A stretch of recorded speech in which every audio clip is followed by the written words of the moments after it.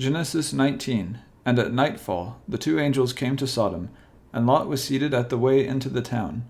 And when he saw them, he got up and came before them, falling down on his face to the earth. And he said, My masters, come now into your servant's house, and take your rest there for the night. And let your feet be washed, and early in the morning you may go on your way. And they said, Not so, but we will take our night's rest in the street. But he made his request more strongly, so that they went with him into his house, and he got food ready for them, and made unleavened bread, of which they took. But before they had gone to bed, the men of the town, all the men of Sodom, came round the house, young and old, from every part of the town. And crying out to Lot, they said, Where are the men who came to your house this night? Send them out to us, so that we may take our pleasure with them. And Lot went out to them in the doorway, shutting the door after him. And he said, My brothers, do not this evil. See now, I have 2 unmarried daughters. I will send them out to you, so that you may do to them whatever seems good to you. Only do nothing to these men, for this is why they have come under the shade of my roof. And they said, Give way there. This one man, they said, came here from a strange country, and will he now be our judge?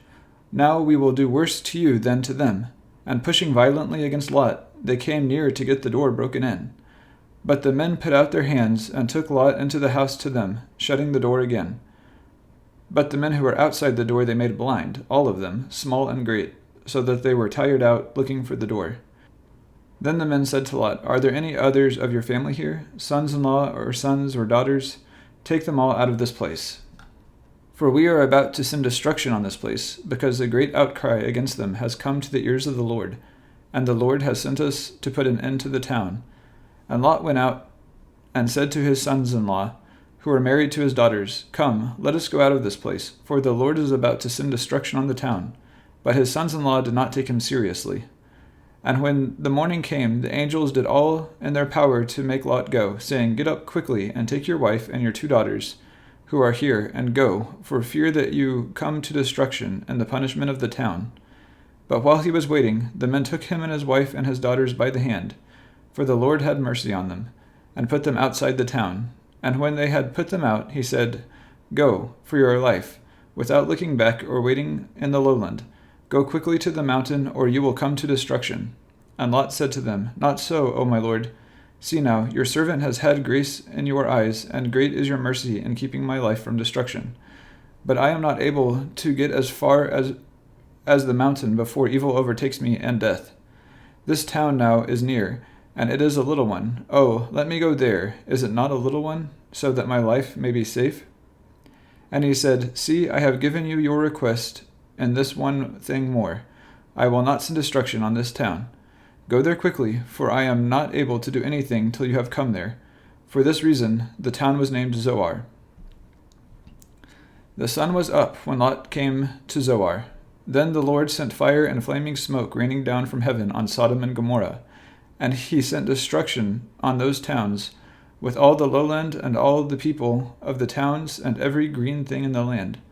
But Lot's wife, looking back, became a pillar of salt. And Abraham got up early in the morning and went to the place where he had been talking with the Lord. And looking in the direction of Sodom and Gomorrah and the lowland, he saw the smoke of the land going up, like the smoke from an oven. So it came about that when God sent destruction on the towns of the lowland, he kept his word to Abraham, and sent Lot safely away when he put an end to the towns where he was living. Then Lot went up to Zoar to the mountain, and was living there with his 2 daughters, for fear kept him from living in Zoar. And he and his daughters made their living place in a hole in the rock. And the older daughter said to her sister, Our father is old, and there is no man to be a husband to us in the natural way. Come, let us give our father much wine, and we will go into his bed, so that we may have offspring by our father. And that night they made their father take much wine, and the older daughter went into his bed, and he had no knowledge of when she went in or when she went away. And on the day after, the older daughter said to the younger, Last night I was with my father. Let us make him take much wine this night again, and do you go to him, so that we may have offspring by our father. And that night again they made their father take much wine, and the younger daughter went into his bed, and he had no knowledge of when she went in or when she went away. And so the 2 daughters of Lot were with child by their father. And the older daughter had a son, and she gave him the name Moab, for he is the father of the Moabites to this day. And the younger had a son, and gave him the name Ben-Ammi. From him came the children of Ammon to this day.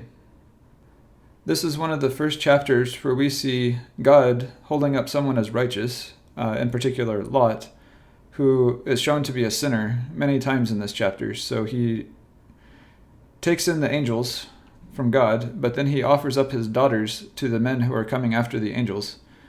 And then later he's getting drunk because his daughters are offering him wine, and then the daughters, whom God also saved, go in and sleep with Lot, their father, and get pregnant by him. None of these things are being endorsed by God as things that we should be doing, but despite our sinfulness, God still holds us as righteous depending on how we accept him. So Lot greets the angels, calls them his master, and invites them into his house.